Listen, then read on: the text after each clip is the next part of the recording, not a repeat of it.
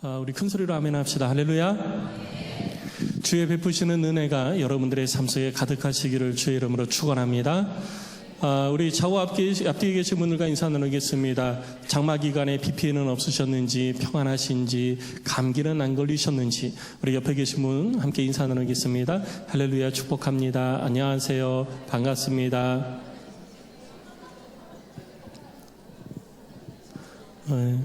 비 오면 뼈 마디마디가 쑤시고 관절이 아픈데 괜찮으신지도 좀 물어보시고, 여자에게는 없는 남자들만 가지고 있는 두 가지 특징이 있어요. 여자들은 없습니다. 제가 보기에도 여자는 없는 것 같아요. 여자에게는 없어요. 뭐냐 하면은요, 내가 보고자 하지 않는 것은 눈에 보이지 않는다. 네, 맞아요?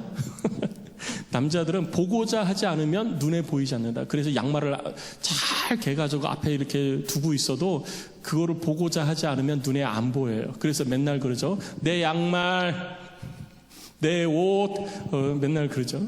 그 다음에 또 하나는 내가 듣고 싶은 것만 듣지 내가 듣고 싶지 않은 것은 들리지 않는다.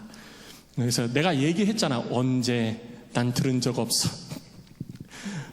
그러나 하나님께서 우리들의 눈을 열어서 밝히 보여주시는 줄로 믿습니다. 그리고 하나님께서 우리들의 귀를 열어서 밝히 들려주시는 은혜가 여러분들의 삶 가운데 가득하시기를 주의 이름으로 축복합니다. 오늘 사도행전 30번째 강해를 이루어 갑니다. 지지난주에 우리가 살펴본 것처럼 북쪽 수리아의 수도 안디옥에서 유대인이 아닌 헬라인들에게 복음이 전하여졌고 그들이 예수를 믿기 시작을 했습니다. 헬라인들이 그곳에서 예수를 믿고 그리고 교회가 시작되어졌다는 소문이 예루살렘까지 들리니까 예루살렘에 있던 사도들이 바나바를 안디옥으로 파송을 합니다. 그래서 바나바가 가보니까 진짜 유대인들이 아니라 헬라인들이 예수를 믿고 모여서 신앙생활을 하고 있는 거예요. 왜 유대인과 헬라인이 예수를 믿는 그 내용이 다르냐 하면요, 그게 왜 놀랄 일이냐면 유대인들은 그 이전에 먼저 하나님을 알고 있었어요. 그리고 율법에 대해서도 알고 있었고 하나님이 행하신 일들도 들어서 알고 있는 상태에서 예수에 대해서 듣고 예수를 믿었던 것입니다. 그런데 헬라인들은 하나님에 대해서 몰라요. 하나님에 대해서 전혀 모르고 있다가 예수님에 대해서도 전혀 모르고 있다가 어느 날 예수에 대해서 듣고 예수를 믿는 믿음이 그 속에 생기고 그들이 예수를 믿어 구원받아 신앙생활을 하게 되어진 거예요.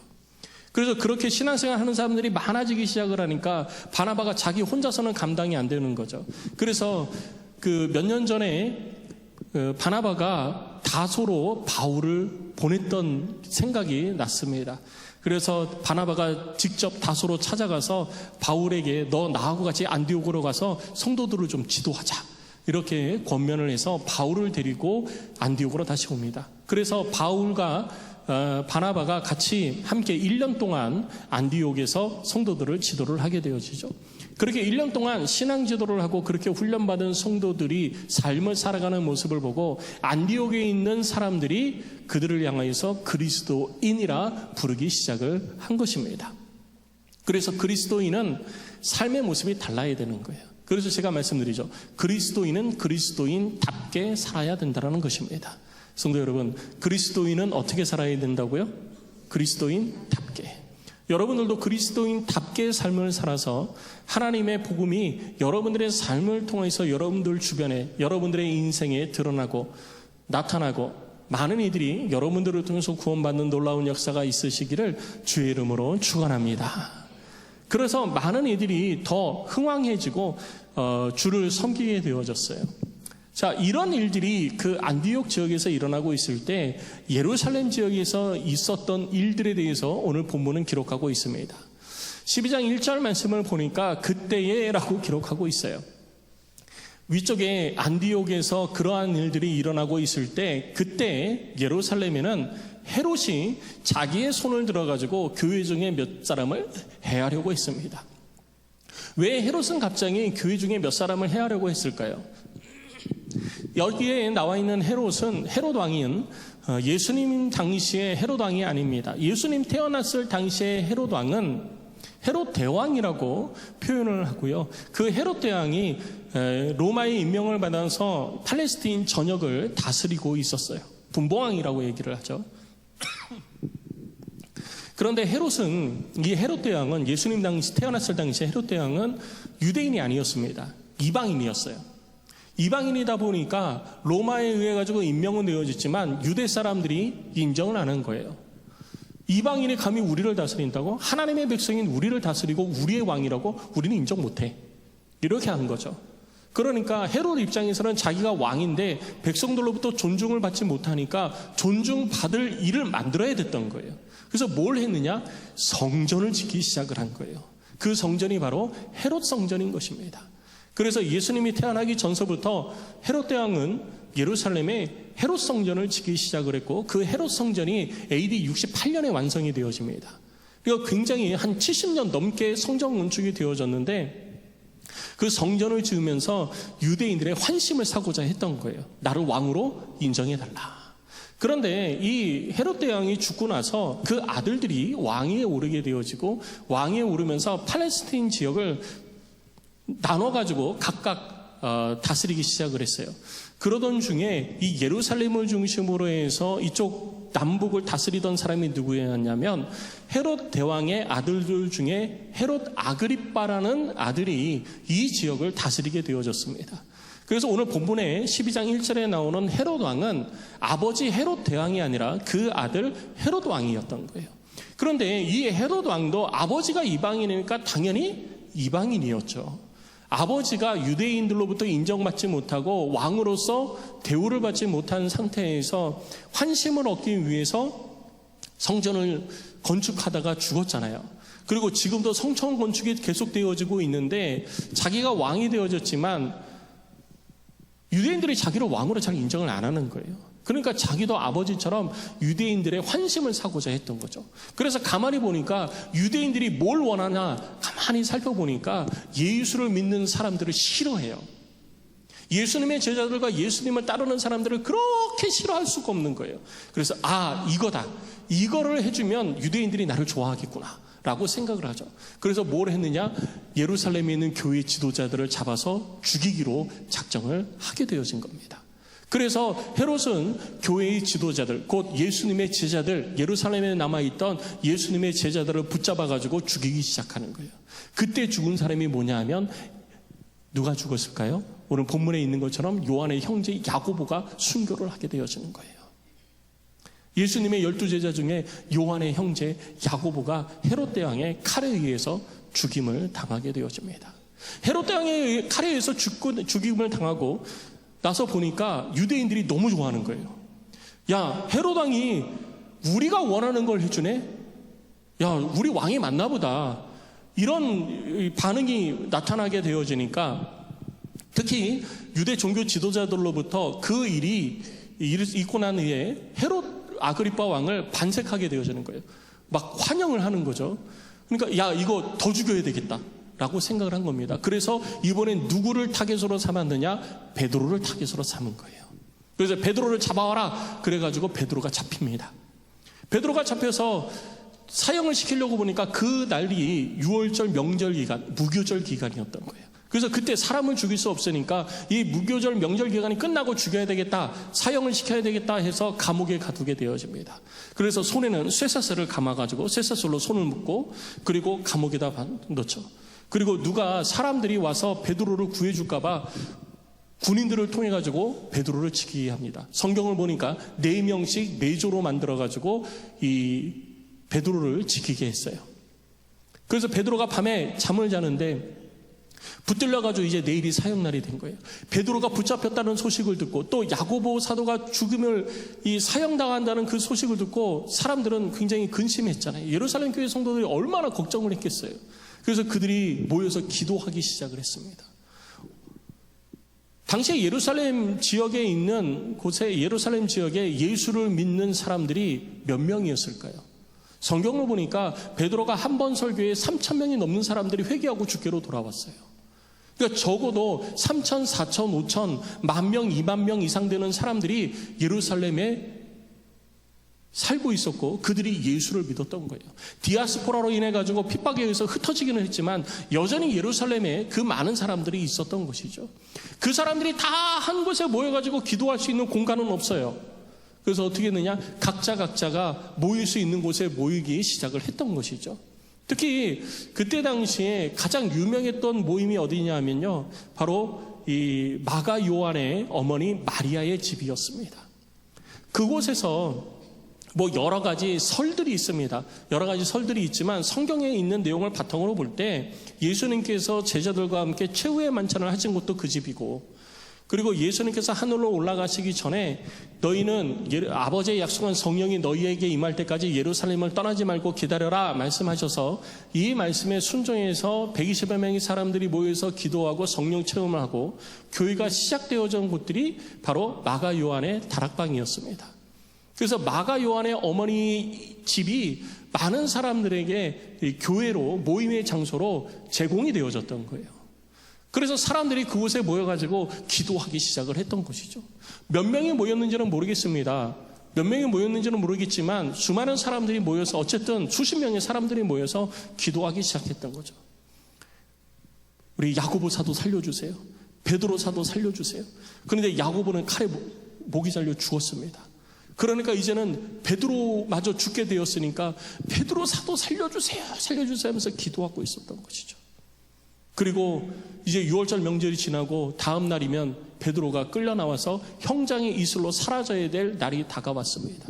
베드로가 성경을 보니까 베드로가 누워서 자고 있는데 베드로를 구출하지 못하도록, 또 베드로가 탈출하지 못하도록 오늘 뭐라고 그래요? 베드로가 두 군인들 틈에서, 그러니까 베드로가 누워 자고 있으면 양 옆에 군인들이 같이 누워 자고 있는 거예요.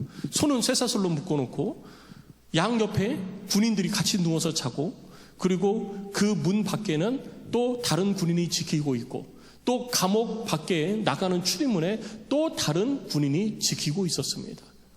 그러니까 이렇게 삼엄한 경비 속에서 베드로가 누워서 자고 있었던 거예요. 무슨 생각을 했을까요? 베드로가 무슨 생각했을까요? 아마 절망적이었을 거예요. 하나님께서 이렇게 나를 불러가시는구나, 내가 주를 위해 이렇게 죽는구나, 뭐 별 생각을 다 했겠죠. 근데 그렇게 손이 묶여서 자고 있는데 누가 와서 옆구리를 쿡쿡 칩니다. 오늘 본문에는 주의 사자라고 기록이 되어져 있는데 이게 사도행전이 쓰여질 때는 그것이 주의 사자인 줄 알았어요. 오늘 본문의 말씀을 보니까 베드로가 성 밖으로 다 나간 다음에 그가 주의 사자인 줄 알았잖아요. 그러니까 처음부터 주의 사자인 줄은 모르는 거예요.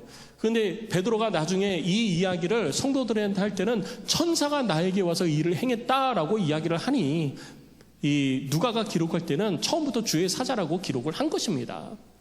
네. 그래서 주의 사자가 와서 누군지는 모르지만, 그냥 그때 당시로 돌아가면 누군지는 모르지만 누가 이렇게 옆구리를 치는 거죠. 갑자기 감옥관이 환해지면서 베드로에게, 야 베드로야 일어나라. 베드로가 눈을 뜨니까 일어나서 빨리 허리에 띠를 띠고 신을 신으라. 그래가지고 베드로가 일어나니까 손에 이렇게 쇠사슬이 물려 있잖아요. 이 쇠사슬이 풀어져 버리는 거예요. 오늘 본문의 말씀은 그 손에서 벗어지더라 라고 표현하고 있는데요, 헬라어 원문을 보면 이게 무슨 뜻이냐면요, 쇠사슬이 묶여 있다가 쫙 풀린 게 아니고요, 쇠사슬이 사라지더라. 원문에는 사라지더라 이렇게 표현되어 있는 거예요. 묶어 있던 쇠사슬이 사라져 버렸어요. 그리고 자리에서 일어났는데 옆에 있는 병사들은 계속 자고 있는 거예요. 주의 천사가, 야 너 허리에 띠를 띠고 신을 신어라. 그래서 베드로가 띠를 띠고 신을 신었습니다. 겉옷을 챙겨가지고 따라와라. 그러니까 베드로가 따라갑니다. 따라가는데 문 앞에서 지키고 있던 병사도 있는데 그 병사와 상관없이 그냥 가는 거예요. 감옥을 나와가지고 문이 잠겨져 있는 그 곳에 다다르니까 문이 자동으로 쑥 열려버리는 거죠. 그러니까 베드로가 생각할 때, 아 이거 환상인가 보다 이렇게 생각했던 것 같아요. 문이 열려지고 거리로 나왔습니다. 거리로 나와서 중심부로 이제 예루살렘 시내로 이제 걸어가는데, 시내로 들어가는 그 문도 이렇게 있었어요. 여러분 생각나시죠? 우리도 옛날 사극 같은 거 보면 밤에는 성문 다 닫잖아요. 출입을 막기 위해서 다 닫고 경비병이 딱 지킵니다. 그리고 아침에 해가 뜨면 다시 문을 열어요. 그러니까 예루살렘도 밤에는 다 문을 닫고 지키고 있었던 거예요. 그런데 그 문도 활짝 활짝 열리면서 베드로가 그 길을 지나서 거리로 나오게 됩니다. 베드로가 거리로 나와서 보니까 같이 왔던 사람이 떠나는 거예요. 그래서 베드로가 그 순간, 그때까지는 이게 꿈인가 생신가, 그냥 오라 그래서 오는데 아무도 못 알아보고 군인도 지키고 있는데 그 앞을 그냥 지나오고 이게 뭐야 막 그러면서 왔는데, 나중에 와서 보이니까 이게 꿈이 아니었던 거예요. 환상인 줄 알았는데 환상이 아니에요. 실제예요. 베드로가 고백하죠. 아, 이제야 참으로 주께서 그의 천사들을 보내셔서 나를 헤롯의 손과 유대 백성의 기대에서 벗어나게 하셨구나. 유대 백성들은 베드로가 죽기를 기대했잖아요. 그러니까 그런 기대가 다 없어지게 해버린 거예요. 베드로가 하나님 감사합니다. 그리고 어디론가 가야 되는데 갈 데가 있어야지. 갈 데가 없는 거예요. 근데 베드로에게 가장 익숙한데 또 가장 먼저 탁 생각나는 데가 있었어요. 거기가 어디냐면 마가의 다락방이었던 것이죠. 그래서 마가 요한의 어머니 집으로 갔습니다. 가봤더니 거기서 사람들이 베드로를 위해서 막 기도하고 있어도 계속 기도하고 있어요. 그래서 베드로가 문을 두들겼죠. 쾅쾅쾅쾅 두들기니까 조그만 여자아이가 나옵니다. 로데라고 하는 여자아이가 나와요. 로데라고 하는 여자아이가 나와가지고 누구세요? 그랬더니 나다, 베드로다. 그랬더니 우와, 베드로가 왔어요. 문이라도 열어두지. 문도 안 열어주고 뛰어들어가지고 여러분 베드로가 왔어요, 베드로가 왔어요 막 그러는 거예요. 그랬더니 사람들이 참 웃겨요. 베드로 살려달라고 이렇게 기도했잖아요. 베드로가 왔잖아요. 베드로가 왔는데 야, 너 헛것 본 거야. 아, 베드로가 왔어요. 야, 너 헛것 본 거야. 기도합시다. 베드로 살려달라고 기도합시다. 아니, 베드로 왔다니까요. 아니, 헛것 본 거야. 기도해야 돼. 베드로를 위해서 기도해야 돼. 또 기도하는 거죠. 너 헛것 본 거야. 그러니까 이 로데가 막 속이 타가지고 아, 진짜 해요. 진짜 베드로가 왔어요. 진짜 베드로 사도가 왔어요. 그랬더니 이번에는 너 미쳤구나. 아니, 자기들이 그렇게 기도하면서 이번은 미쳤다고 그러는 거예요. 그러니까 막 로데는 막 속이 터지는데 계속 문을 두들기니까 사람들이 그제서야 나가면 이 밤중에 누가 문을 자꾸 두들겨 해서 나가보니까 베드로가 서 있는 거예요. 깜짝 놀래가지고 베드로가 왔다, 막 우리의 기도에 하나님이 응답하셨다 막 그러면서 좋아했겠죠. 베드로는 지금 어떻게 보면 탈옥한 거잖아요. 누가 신고면 그냥 붙들려 가는 거예요. 그래서 베드로가 조용히 하고 우리 들어갑시다. 그래서 들어가서 자기에게 행하였던 하나님의 일들을 쫙 얘기를 해줍니다. 그리고 주의 형제 야고보와 예루살렘에 있는 성도들에게 이 일을 전해라. 그러니까 자기를 위해서 기도하는 그 기도 공동체가 거기만 있었던 것이 아니에요. 여러 군데 예루살렘에 있었던 것이죠. 그러니까 야고보와 그리고 다른 형제들에게 이야기를 해달라 하고 다른 곳으로 갑니다. 어디로 갔는지는 몰라요. 다른 곳으로 갔어요. 좀 더 안전한 곳으로 갔겠죠. 갔습니다. 여기서 우리들이 알 수 있는 것은 예수님의 형제 야고보가 이때 당시에도 예루살렘 교회의 지도자가 됐었다는 걸 우리가 알 수 있는 거예요. 사도들만 있는 게 아니라 예수님의 형제 야고보도 예루살렘 교회의 지도자로 이때는 이미 인정을 받고 있었다는 것이죠. 베드로가 그렇게 가고 나서 다음날 아침이 됐어요. 군인들이 일어나 보니까 베드로가 사라져 버렸어요. 이거 어떻게 된 거지? 베드로 사라졌어. 어떻게 막 그러는데 헤롯이 야, 베드로 끌고 와. 이제 사형 집행하자. 근데 베드로가 있어야 끌고 가죠. 깜짝 놀라가지고 막 성이 막 난리가 났습니다. 군대 아니 막 감옥이 막 난리가 난 거예요. 헤롯도 열을 엄청 얼마나 열받았겠어요. 그래가지고 막 소리 지르다가 이 경비병들을 전부 다 신문하고 다 죽여라! 하고 사형을 명령을 하죠. 그리고 그 분을 참지 못해가지고 막 그러다가 가이사랴로 돌아가게 되어집니다. 당시에 가이사랴 지역은 로마 군대가 주둔하고 있었고 로마 군대에 주둔하고 있는 그곳이 제일 안전한 지역이었어요. 그래서 헤롯 왕도 가이사랴에 머무르고 있었던 것입니다. 그래서 갈릴리 호수 옆에 가이사랴로 다시 내려가게 되어진 것이죠. 여기까지가 오늘 본문의 내용입니다. 이 본문의 내용을 통해 가지고 우리들이 주께서 우리들 가운데 주시는 음성을 좀 듣기를 원하는데요. 먼저 우리들이 기억해야 될 것은 뭐냐면 우리들이 신앙생활을 하고 있는 예수를 믿고 구원받아 신앙생활을 하고 있다 해도 우리들의 삶 가운데는 문제가 있게 마련이라는 거예요. 지난주에 원로 목사님을 통해서 우리들이 설교를 들었지만 예수님을 믿고 구원받아서 그와 동행하는 삶을 산다 해도 이 세상을 부여잡고 있는 악한 영의 권세로 인하여서, 공중권세를 잡고 있는 사단으로 인하여서 우리는 항상 평안한 삶만을 누릴 수는 없습니다. 인생에 파도가 몰아치고요, 어려움이 닥치게 되어집니다. 근심, 걱정, 환난, 두려움, 어려움, 고난, 끊임없이 우리가 육체의 옷을 입고 삶을 이 땅에서 사는 동안에는 그것이 계속되어지는 것입니다. 그러면 그러한 일들이 계속되어질 때 우리는 어떻게 해야 하는가? 첫째, 우리들은요, 하나님 앞에 기도해야 된다는 거예요. 우리들의 어려움이 있을 때 우리는 선택해야 될 것들이 많이 있습니다. 베드로가 감옥에 갇혔을 때, 헤롯 왕의 이 핍박이 있을 때, 교회의 그리스도인들, 예수를 믿는 사람들은 선택할 수 있는 옵션들이 많았을 거예요. 제가 볼 때는 그래요. 무슨 옵션이었을까요? 그들이 몇 명이나 모였을까요? 예루살렘 성 안에 예수 믿는 사람들이 한두 명이 아니잖아요. 수천 명이 넘습니다. 10,000명, 20,000명이 되는지도 모르겠어요. 그 많은 사람들이 헤롯 궁전으로 몰려가가지고 왜 우리한테 그러냐, 베드로를 내놔라 하고 막 데모를 하면은요, 헤롯도 베드로 내줄 수밖에 없었을 거예요. 돌을 던지고 항의를 하고 그러면 내줄 수밖에 없었을 거예요.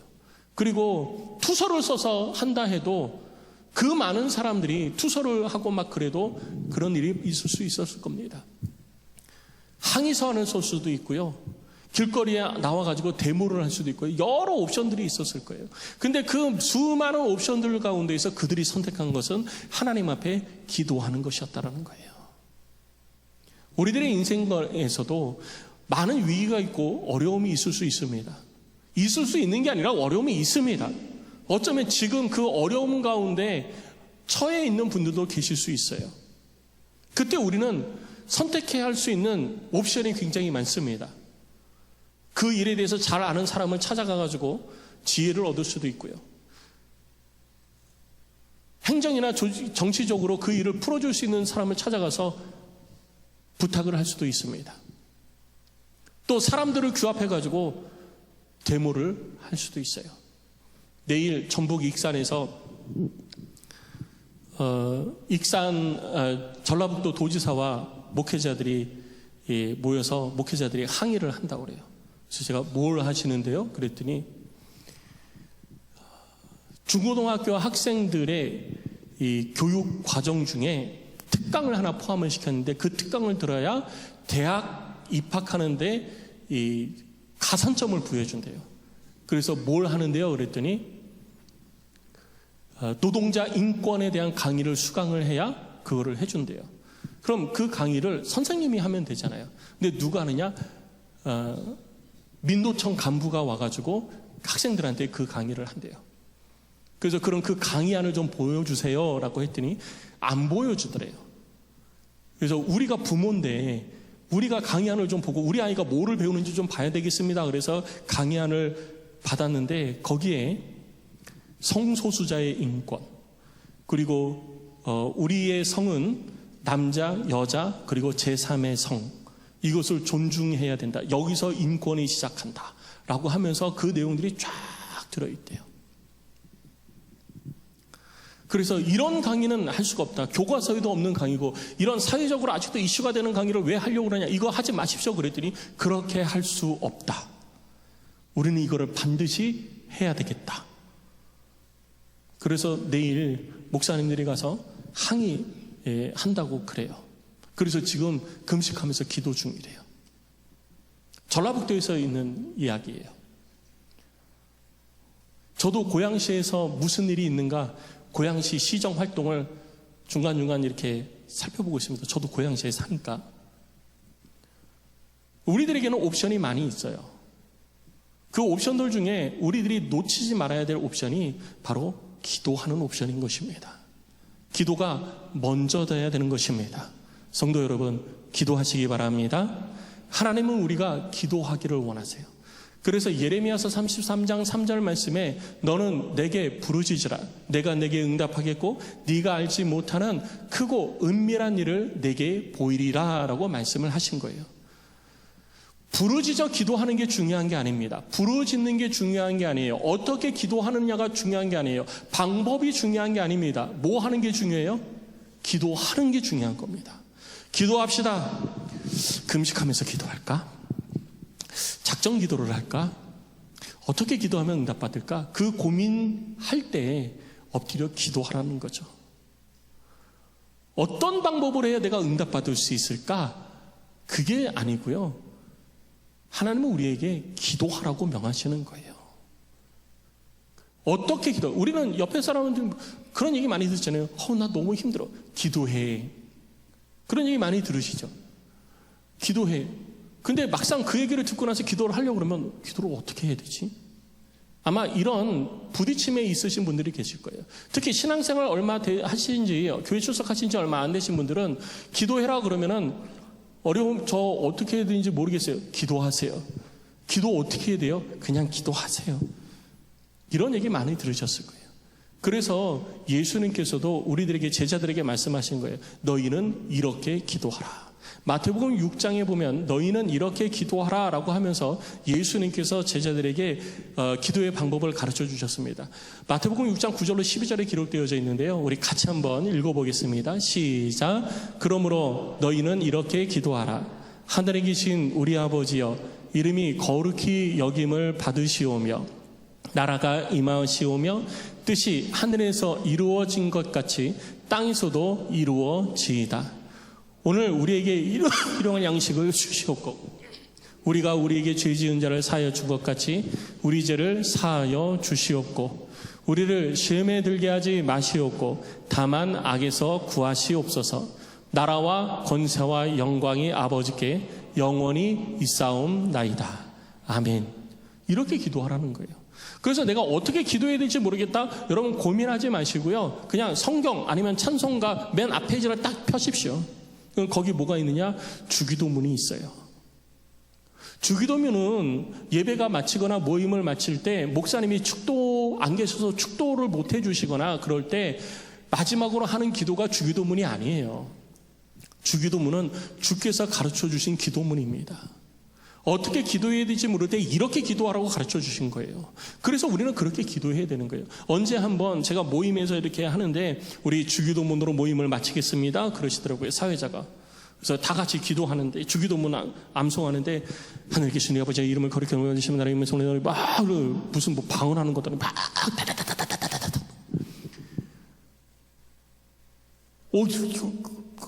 말을 못 따라가겠는 거예요. 얼마나 빠른지. 저도 말이 빠르기는 한데 얼마나 빠른지. 그래서 그냥 가만히 있었어요. 속으로. 하늘에 계신 우리 아버지 이름이 거룩히 막 이렇게 기도를 한 거죠. 여러분, 그렇게 기도하는 것이 중요한 것이 아니고요. 저는 주기도문 암송보다는 글을 펴놓고 기도문을 눈으로 보면서 하나하나 주께서 내게 주신 그 기도문을 그대로 읽어가면서, 마음을 다해서 읽어가면서 하는 것이 더 낫다라고 저는 생각해요. 암송할 수 있으면, 암송도 그냥 누구에게 암송 자랑하는 거 아니잖아요. 온 마음을 다해서 그 기도문을 차근차근 하는 것이 가장 좋은 기도의 모범이라고 생각합니다. 그래서 기도를 어떻게 해야 될지 모르겠다? 여러분 고민하지 마시고요. 주기도문을 펴시고 주의 기도문을 따라 읽으시기 바랍니다. 그리고 사도 바울은 디모데전서 2장 1절을 통해 가지고 우리들에게 너희는 이렇게 기도하라, 먼저 기도하라 라고 말씀하신 내용이 있습니다. 디모데전서 2장 1절 말씀을 보면 이렇게 사도 바울은 권면을 해주고 있어요. 같이 읽습니다. 시작. 그러므로 내가 첫째로 권하노니 모든 사람을 위하여 간구와 기도와 도구와 감사를 하되. 한마디로 뭐 하라는 거예요? 기도하라. 한마디로 기도하라라는 겁니다. 근데 왜 간구와 기도와 도구와 감사라는 네 가지 내용을 써서 우리들에게 얘기를 해줄까요? 그것은 앞에서 얘기한 주의 기도문의 내용에 이 네 가지가 함께 포함이 되어져 있기 때문에 그런 것입니다. 우리들의 기도의 내용에 이 네 가지가 같이 들어가면 좋다라는 것이죠. 그러면 이 네 가지의 각각의 의미하는 것은 도대체 뭘까요? 먼저 간구에 대한 의미를 먼저 살펴보도록 하겠습니다. 간구, 우리 같이 읽습니다. 시작. 무엇인가를 얻거나 해결하기 위해 간절히 그리고 강력하게 매달리는 모습. 나의 원함이 있잖아요. 나의 소원함이 있잖아요. 그럼 그것을 가지고 주여 이것 좀 들어주실 수 있으면 좀 들어주셨으면 좋겠습니다. 이게 아니에요. 제가 간절해 보이던가요? 간절해 보이세요? 전혀 간절해 보이지 않죠.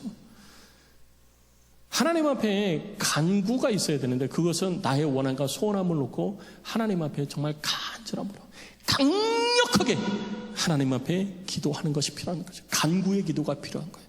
주여 들어주시옵소서. 이거 안 들어주시면 안 돼요. 주여. 이런 기도의 모습이 우리 가운데 있어야 된다는 거죠. 소리를 내야지만 꼭 그러냐? 아니에요. 온 마음을 쥐어 짜듯이 그렇게 입을 안 열어도 간구가 될 수 있는 거예요. 이런 간구가 우리 가운데 있어야 된다는 것입니다. 우리의 기도 내용에 간구가 들어가야 되는 거예요. 두 번째는 기도가 있습니다. 그럼 본문에서 이야기하는 기도는 무엇일까요? 같이 읽습니다. 시작. 하나님을 알고 이해하며 하나님과 하나가 되는 것. 기도는 하나님의 뜻을 알아가는 거예요. 주여, 주께서 내게 원하시는 것이 무엇입니까? 주께서 우리에게 말씀하시는 것이 무엇입니까? 주님, 내게 주의 뜻을 가르쳐 주시고 주의 일을 이루어가게 하여 주옵소서.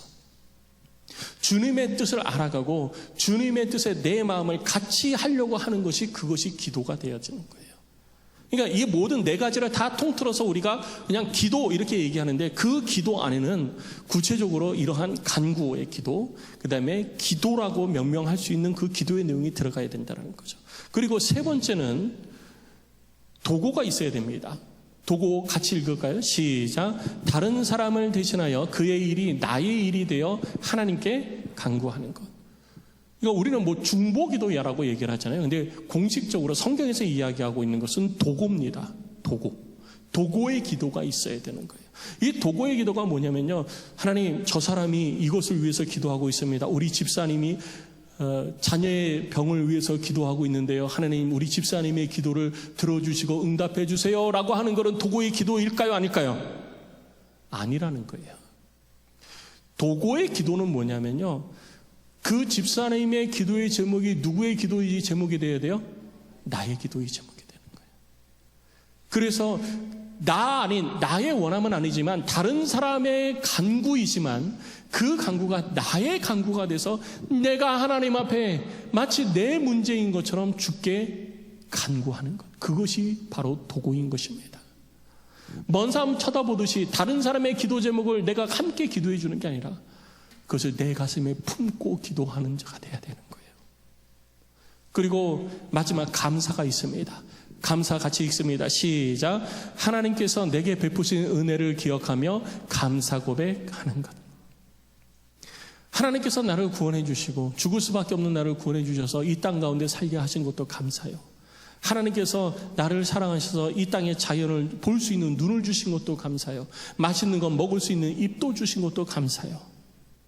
이런 감사 고백이 그 기도 안에, 나의 주께 드리는 기도 안에 함께 녹아 들어가야 된다는 거죠.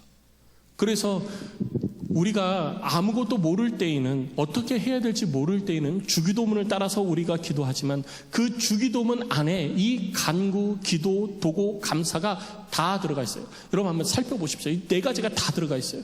그리고 내가 주기도문을 따라 하지 않고 내가 하나님 앞에 기도한다 할지라도 이 네 가지의 기도의 내용이 다 녹아들어가 있을 수 있도록 해야 된다는 것이죠. 그래서 우리는 문제가 닥쳤을 때 하나님 앞에 기도를 선택하고 또 하나님 앞에 기도할 때에는 이러한 내용들이 포함되어져 있는 그냥 간구의 기도만 주구장창 하지 마시고, 간구의 기도를 했으면 근데 이게 하나님의 뜻이 맞습니까? 저를 위한 하나님의 뜻은 무엇입니까? 라고 기도를 해야 되잖아요. 막 간구의 기도만 주구장창 2시간 3시간 간구의 기도만 다 하고 주님 아시지요? 응답해 주옵소서. 예수님의 이름으로 기도했습니다. 아멘. 그러고 가버리는 거예요. 그게 아니에요. 우리의 기도의 내용에 이 네 가지가 다 함축적으로 녹아들어가 있어야 이것이 하나님 앞에 드리는 온전한 기도가 될 수 있다는 것입니다. 성도 여러분, 문제가 있을 때, 그리고 어려움이 있을 때, 근심이 있을 때 기도합시다. 기도합시다. 하나님께서 반드시 응답하여 주실 줄 믿습니다. 그리고 두 번째, 우리들의 모든 기도에 하나님이 다 응답하시면 얼마나 좋아요. 100% 몽땅 전부 다 하나님이 응답하시면 얼마나 좋아요. 근데 몽땅 응답하시는 것은 아니라는 것이죠. 우리들의 믿음의 행동이 있어야 되는 것입니다. 오늘 본문의 말씀에서도 마가요한의 다락방에 모여져 마가요한의 집에 뭐 다락방이 있었는지 밑에 있었는지 모르지만 마가요한의 어머니의 집에 모이는 사람들이 기도했어요. 열심히 기도했습니다. 하나님 앞에 정말 간절히 기도했어요. 그래서 하나님께서 그의 기도에 응답하셨어요. 베드로를 꺼내주셨죠. 근데 베드로가 왔어요. 근데 그들은 뭐라 그래요? 너 잘못 본 거야. 너 잘못 본 거야. 아니라고 왔다고. 너 미쳤구나. 그 말이 뭐예요? 내가 기도는 했지만 기도의 응답이 이런 식으로 나올 줄은 생각을 못했던 것이죠. 우리가 기도할 때 하나님은요, 우리들의 시기와 우리들의 때를 따라서 응답하시는 게 아니에요. 하나님의 응답은 하나님의 때와 하나님의 시기를 통해서 우리 가운데 응답해 주시는 것입니다. 그런데 우리는 하나님의 응답의 시기와 때도 누가 정해요? 내가 정할 때가 많죠. 그런데 하나님은 내가 정한 시기와 때에 응답하시는 것이 아니라 하나님이 정한 시기와 때에 하나님의 방법으로 우리들의 기도에 응답하시는 거예요. 그래서 우리는 기도하되 하나님의 응답을 기다리면서 기도해야 되고요. 하나님의 응답의 때를 알았을 때는요, 하나님의 응답 가운데로 우리들은 나가는 모습이 필요한 것입니다. 주께서 응답하신다. 일어나서 가야죠. 주께서 하신다라는 믿음이 생기면요, 일어나서 가야죠. 어쩌면 그들은 기도하면서 내일 형장에서 우리나라로 표현하면 망나니가 칼을 빼들고 목을 내려치기 직전에 갑자기 주의 천사들이 나타나서 다른 목을 치는 사람의 몸을 굳어버리게 해가지고 꼼짝 못하게 해서 베드로가 짜잔 하고서 나타나고, 그런 거를 상상했을지도 모르겠어요. 기사와 표적이 막 일어나서 막 나타날 줄로 그렇게 상상했을지도 모릅니다. 근데 그건 그들의 생각이고요. 하나님의 방법은 우리들의 방법과 다릅니다. 그래서 우리는 하나님의 방법을 기다리는 사람이 되어야 되는 것이고, 하나님의 뜻을 알았을 때 우리는 그 앞에서 주의 온전한 심을 고백할 수 있는 자가 되어야 되는 거예요. 그래서 우리는 항상 우리들이 기도에 하나님이 응답하신다라고 하는 믿음 아래 주께 간구해야 되는 것입니다. 우리들이 하나님 앞에 기도해도 다 응답되어지지는 않는다고 그랬죠. 그럼 우리의 기도에 하나님이 응답하지 않는 기도는 뭘까요? 내가 어떻게 기도할 때 하나님이 응답하지 않으시는 걸까요? 많은 것들이 있지만 가장 대표적인 것은 야고보서 4장 3절에 기록되어진 내용입니다. 우리 같이 읽을까요? 시작.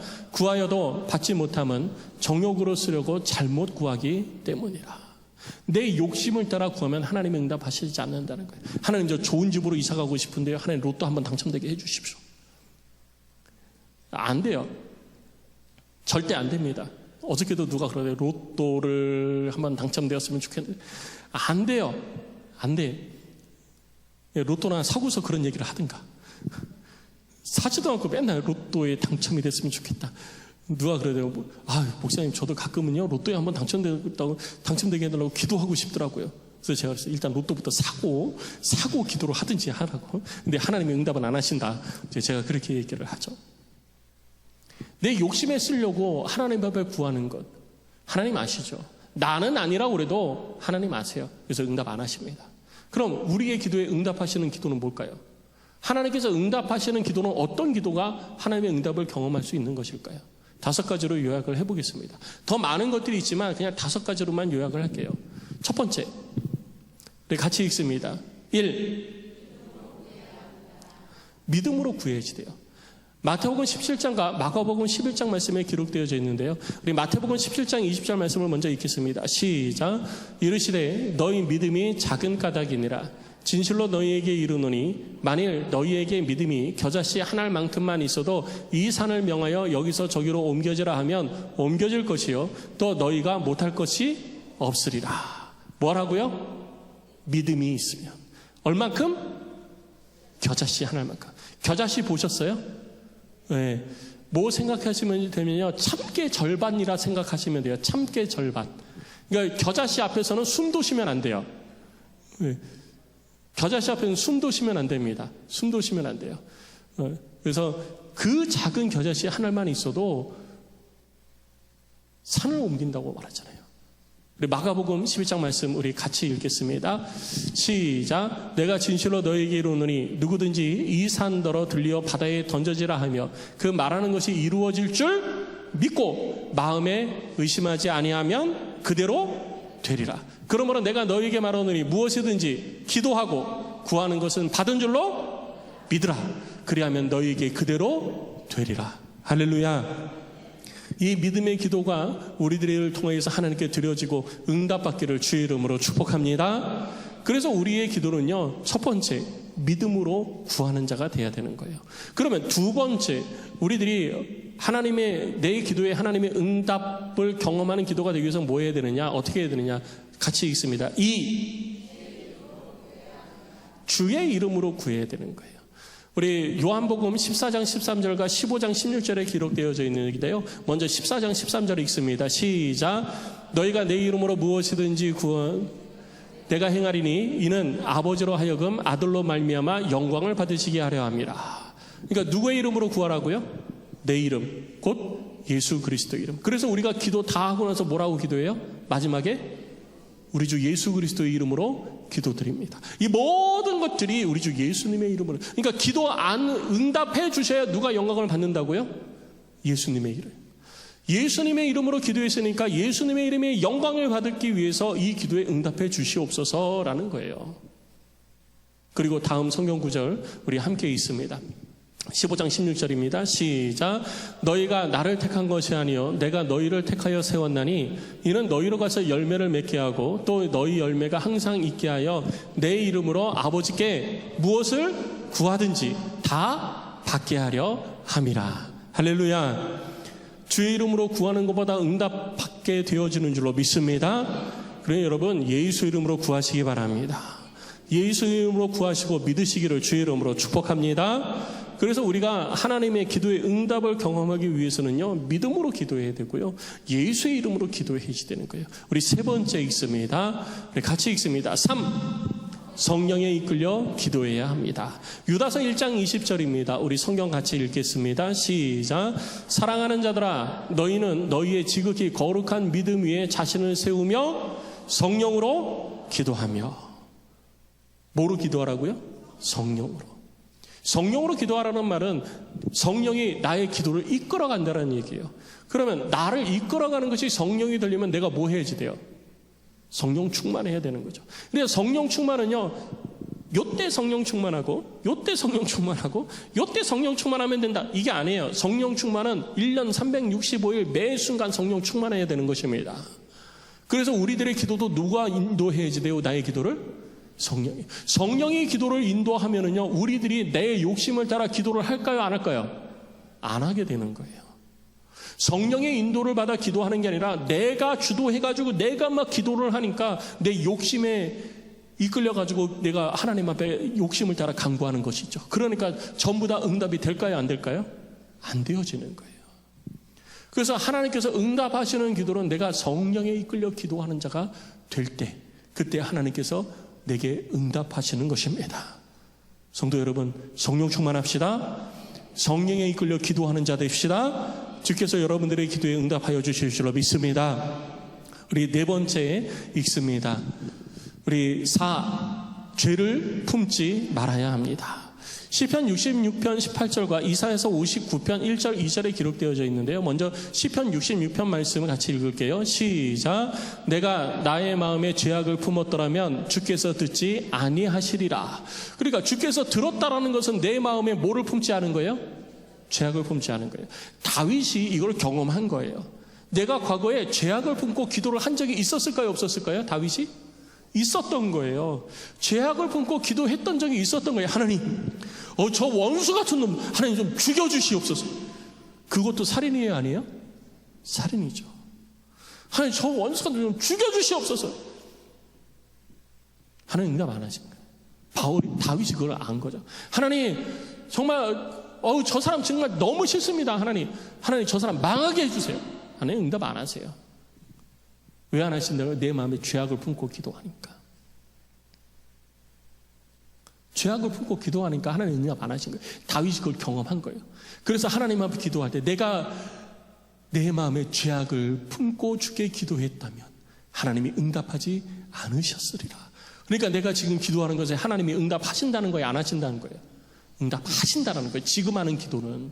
왜? 내가 죄악을 품었으면 응답을 못 받았을 거니까. 지금은 응답을 받은 거예요, 안 받은 거예요? 받은 거예요. 왜? 죄악을 품고 기도하지 않았기 때문에.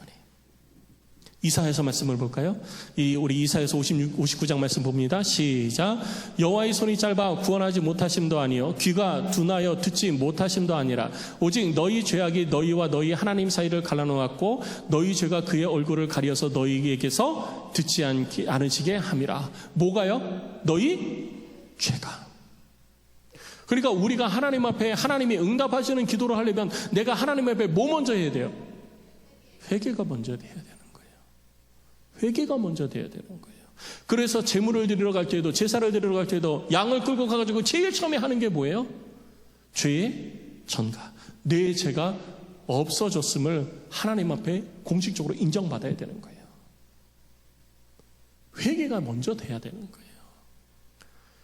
그래서 눈물의 회개가 필요한 겁니다. 가슴을 찢는 회개가 필요한 거예요. 내 기도에 하나님이 응답하지 않으신다? 하나님이 응답하지 않으시는 이유가 있는 거예요. 응답하지 않으시는 이유가. 우리는 그걸 알아야 된다는 것이죠. 마지막 5번째입니다. 우리 5번째 O 읽습니다. O, 기도 후에는 의심하지 말아야 합니다. 마태복음 21장 21절, 야고보서 1장 6절인데요. 우리 마태복음 21장 21절을 읽습니다. 시작. 예수께서 대답하여 이르시되 내가 진실로 너희에게 이르노니 만일 너희가 믿음이 있고 의심하지 아니하면 이 무화과 나무에게 된 이런 일들만 할 뿐 아니라 이 산더러 들려 바다에 던져지라 하여도 될 것이다. 야고보서 말씀 읽습니다. 시작. 오직 믿음으로 구하고 조금 더 의심하지 말라. 의심하는 자는 마치 바람에 밀려 요동하는 바다 물결 같으니. 그러니까 기도했으면 뭐 하지 말라고요? 의심하지 말라. 의심하지 않는 것은 뭐로 나타나느냐? 행동으로 나타나는 거예요.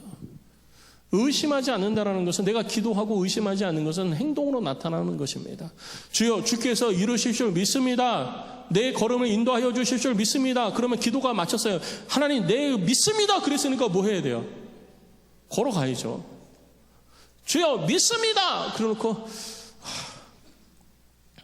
주여, 믿습니다. 내가 걸어가도 안 다칠 줄 믿습니다. 주여, 믿습니다. 아무 소용없다라는 거예요. 걸어가야 내 기도가 응답되어졌는지 안 되어졌는지 아는 거예요. 기도하고 용기 있는 자, 하나님 앞에 기도하고 그 기도에 응답하시는 하나님을 철저하게 신뢰하는 자만이 하나님의 응답을 경험하게 되는 것입니다. 내 손으로, 내 발로, 내 삶으로 하나님의 기도의 응답을 경험하게 되는 것입니다. 성도 여러분, 이 기도에 응답하시는, 우리의 기도에 응답하시는 하나님의 응답이 성경 속의 글로만 되어져 있는 것이 아니라 우리들의 삶 속에 구체적으로 경험되어져야 우리들의 삶이 하나님 앞에 드려지는 삶이 되어지는 거예요. 베드로 풀려나게 해달라고, 구해달라고 그렇게 기도했는데 베드로 왔다고 그러니까 일어나요, 안 일어나요? 안 일어나는 거죠. 그리고 뭐만 자꾸 하려고 그래요? 기도만 자꾸 하려고 그러죠. 하나님 도와주세요. 도와줬어요. 하나님 도와주세요. 도와줬어요.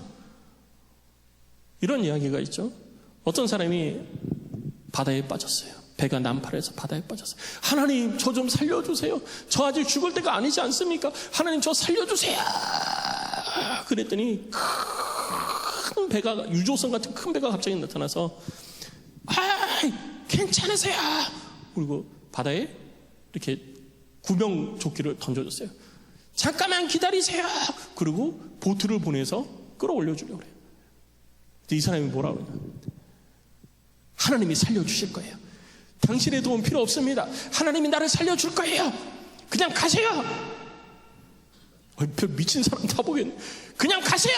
그래가지고 그 실갱이 할 수 없잖아요, 바다에. 그래서 그냥 갔어요. 그리고 이 사람 또 기다려. 하나님 살려주세요. 조금 있다 보니까 큰 어선이 와가지고 구해준다고 구명조끼를 던지고, 줄 잡으세요. 끌어당겨 줄 거예요. 그랬더니 이 줄 필요 없습니다. 나는 하나님이 구해줄 거예요. 그냥 가세요. 하나님이 구해줄 겁니다. 그냥 가세요. 그리고 바다에 이렇게 구명조끼를 던지고 줄 잡으세요. 끌어당겨 줄 거예요. 그랬더니 이 줄 필요 없습니다. 나는 하나님이 구해줄 거예요. 그냥 가세요. 하나님이 구해줄 겁니다. 그냥 가세요. 주여 구해 주시옵소서. 배도 가버렸어요. 그리고 계속 기도하는 거예요. 주여 구해 주소서, 주여 구해 주소서. 조금 있다 보니까 조그만 배가 왔어요. 조그만 배가 와가지고 빨리 올라타세요. 얼른, 조금 있으면 바다가 차가워지고 추워집니다. 얼른 올라타세요. 아닙니다. 하나님이 구해 주실 거예요. 하나님이 구해 주실 거예요. 그냥 가세요. 나는 하나님이 구해 줄 겁니다. 별 미친 사람 다 보는데 그러고 갔어요. 그리고 죽었어. 하나님 앞에 섰어요. 죽은 게 아니라 하나님 앞에 섰어요. 하나님 왜 나 안 구해줬어요? 내가 그렇게 기도했는데 왜 안 구해주셨습니까? 야, 내가 너 구해주려고 3번이나 배 보냈잖아. 3번이나 보냈잖아. 3번이나. 근데 왜 너는 그걸 모르냐? 여러분, 우리가 기도하면요, 하나님은 우리의 방법이 아니라 하나님의 방법으로 우리에게 응답하시는 거예요.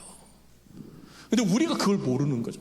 그냥 내가 원하는 생각, 내가 가지고 있는 방법에 그냥 탁 꽂혀가지고 그냥 그것만 자꾸 생각을 하는 거예요. 그러니 하나님의 일하심을 우리가 깨닫지 못하는 것이죠. 우리들의 인생에 또 하나가 뭐가 있냐면요, 우리들의 인생은 철학자와 사회학자가 얘기하는 거예요. 98%가 기다림의 인생이라고 합니다. 몇 프로요? 98%면 거의 전부잖아요. 그러니까 지금도 뭐 하고 있어요? 우리는 기다리고 있어요. 뭘 기다리고 있죠? 예배 끝날 시간 기다리고 있고요. 점심 먹을 거 기다리고 있고요. 주님 다시 오실 날을 기다리고 있잖아요. 기다림의 인생이에요. 평소에는 어때요? 우리 애 언제 학교에서 오나 기다리고, 퇴근 시간 기다리고 있고, 밥 먹을 시간 기다리고 있고, 남편 올 시간 기다리고 있고, 신호등 기다리고 있고, 그렇죠? 신호 바뀌는 것도 기다리고 있잖아요. 계속. 우리들의 인생이요, 98%가 기다림의 인생이에요. 근데 언제는 안 기다려요? 기도하고서는 안 기다려요. 지금 응답해야 돼. 지금 응답해야 되고요. 누구 방법으로 응답돼야 돼요? 그것도 내 방법으로. 그래서 우리는 기도할 때 방법과 시기까지 정해놓고 하나님 앞에 기도해요. 근데 하나님은요, 우리의 방법과 우리들의 시기에 따라서 응답하시는 게 아니에요. 하나님의 방법으로, 하나님의 시기에, 하나님의 때에 하나님은 응답하시는 줄 믿으시기 바랍니다. 그러니 우리는 뭐를 해야 돼요? 기도하는 거예요. 그리고 하나님의 응답을 알아야지 된다는 거죠. 영이 깨어 있어야 되는 거예요. 하나님이 응답하셨구나, 이 믿음이 우리 속에 있어야 된다는 것이죠.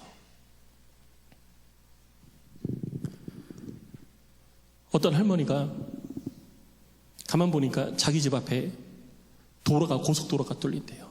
그러면 뭐가 올라가요? 집값이 올라가죠. 그런데 그 집만 안 올라. 왜 안 오르는지 아세요? 앞에 언덕이 있어가지고 도로로 나가는 길을 뚫을 수가 없어. 그러니까 뭐 하면 돼요? 산을 옮기면 되는 거예요. 근데 누가 옮겨줘야지. 그 산을 내가 어떻게 옮겨요? 근데 교회에서 목사님 설교를 들으니까 기도하면 산이 옮겨진다고 그러는 거예요. 기도하기 시작을 하죠. 주여 이 산을 옮겨주시옵소서. 근데 한 번만 기도하면 될까요? 안 될까요? 안 되죠. 그래서 어떻게 할까요? 수시로 기도하는 거예요. 그리고 뭐부터 해요? 작정 기도하죠. 작정 기도 가지고도 될까 안 될까 뭐 의심이 되어지니까 뭐 해요? 금식하면서 기도하는 거예요. 그리고 금식하면서 기도하는 것도 다 안 되니까 그 산을 보면서 손 들고 기도하는 거죠. 주여 옮겨 주시옵소서. 근데 이렇게 해가지고는 안 될 것 같아. 어떻게 기도하라고 그래요? 간절히 기도하라고 그랬잖아요. 그래서 어떻게 해요? 간절히 주여 옮겨 주시옵소서. 집값이 올라갑니다. 주여 집값 올라가면 제가 헌금 드리겠습니다. 주여 옮겨 주시옵소서. 그리고 일주일 동안 작정 기도가 마지막 날이 되어졌어요. 아직까지 안 옮겨졌어. 그러니까 언제까지 목사님이 하라고 그랬어요? 옮겨질 때 끝까지. 그러니까 끝까지 해야 돼. 오늘까지 해야 돼. 주여 옮겨주시옵소서. 옮겨주시. 일주일 동안 금식하면서 막 작정하면서 막 기도. 주여 옮겨주시옵소서. 옮겨주시옵소서. 그리고 이제 기도를 이제 끝내고 눈을 떠서 봐야 되잖아. 옮겨진. 눈을 뜨면 할렐루야. 딱 뜨고 봐요. 여러분 어떻게 하겠어요? 할렐루야 그래서 딱 뜨고 보세요. 실론 뜨잖아요. 밑에서부터 올라갑니다. 옮겨졌나? 딱 고개를 들었더니 산이 그대로 있어. 그러니까 이 할머니가 딱 돌아서면서 한 얘기가 있어요. 내 그럴 줄 알았어. 무언가 자기가 실컷 기도하고서도 기도의 응답이 없을 줄 안 거예요. 그래서 제가 아까 그랬잖아요. 내가 쌍시오 쌍지어 다 갖다 붙이면서 그렇게 소리질러 기도하면 뭐합니까? 작정하면서 기도하면 뭐합니까? 금식하면서 기도하면 뭐합니까? 그 기도가 하나님의 응답을 받을 수 있는 기도가 되어져야 하나님의 응답을 경험하는 것입니다. 그러지 않은 기도는요, 하나님의 응답을 경험 못하는 거예요. 이집트에 가면 카이로 옆에 쓰레기 마을이 있습니다. 그 쓰레기 마을을 지나서 가면 큰 바위산이 있고요. 그 바위산 밑에 가면 거대한 동굴교회가 있습니다. 바위산을 안으로 깎아서 교회를 만들었어요. 이슬람이 터키 지역으로부터 아프리카를 통해 가지고 내려오기 시작합니다. 이슬람 군대가 진격을 해오기 시작해요. 군대 장관이 이집트에 오게 되어졌습니다. 와서 보니까 거기에 교회가 있는 거예요. 콥틱교회. 콥틱교회는 마가 요한을 통해서 알렉산드리아에서 시작되어진 교회입니다. 마가 요한이 복음을 전해서 세워진 교회가 콥틱교회예요. 그 콥틱교회에 성도들이 있는 거예요. 그래서 콥틱교회 지도자를 불렀습니다. 야, 우리가 너 다 죽일 거야.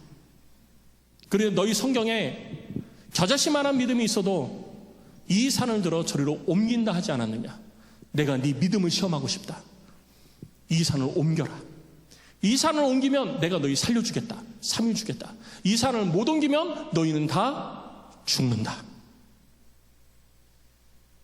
이 말을 듣고 어떻겠어요? 여러분 같으면 내가 산을 어떻게 옮겨? 이 산이 어떻게 옮겨져? 우리는 죽었어. 그리고 절망하는 것이 아니었어요. 하나님 앞에 기도하기 시작을 했습니다. 3일 기한이 있으니 기도하기 시작. 하루 열심히, 정말 목숨이, 민족의 목숨이 걸려 있는 거잖아요. 얼마나 간절히 기도했겠어요. 기도하고 하루가 지났는데 산이 옮겨졌어요? 안 옮겨지죠. 이틀이 지났어요. 옮겨졌을까요? 안 옮겨졌어요. 3일이 지났어요. 얼마나 눈물로 이거 안 움직이면 다 죽으니까 기도하는데 산이 안 옮겨졌어요. 3일이 다 지났습니다. 다음날 아침에 이제 죽어야 됩니다. 이제 이슬람 군대가 다 쳐내려서 죽어야지 돼요. 술탄이 내려와가지고 다 이제 몰살을 시켜버리는 때가 되어진 거예요. 다음날 아침에 눈을 뜨고 봤더니 산이 옮겨졌어요. 할렐루야. 산이 옮겨졌어요. 그래가지고 콥틱교회가 멸망을 당하지 않았습니다. 술탄이 공격을 멈춘 거예요.